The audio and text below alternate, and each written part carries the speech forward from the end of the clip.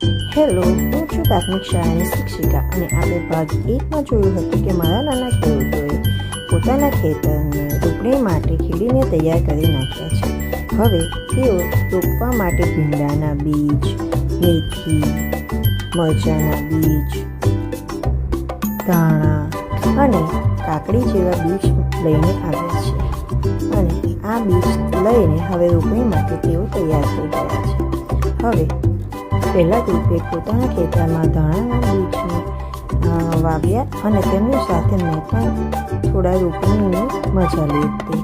ત્યારબાદ બીજગત રૂપે પોતાના ખેતરના ચાસ પાડી અને ભીંડાના બીજની રોપણી કરી અને સાથે સાથે તેમાં પાણી આપ્યું અને ભીંડાના બીજ મેં વાવ્યા.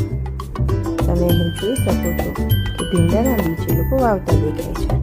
ત્યારબાદ બીજા ગ્રુપે પોતાના ખેતરમાં મેથીના બીજનો છંટકાવ કર્યો અને રમત સાથે તેઓએ પોતાના બીજ વાવ્યા. ત્યારબાદ ચોથા ગ્રુપે પોતાના ખેતરમાં મરચાંના બીજ વાવ્યા છે, જેથી તેઓ મરચાંને ચાસમાં વાવી અને સરસ મજાના ચાસ પાડી અને મરચાંના બીજ વાવ્યા છે.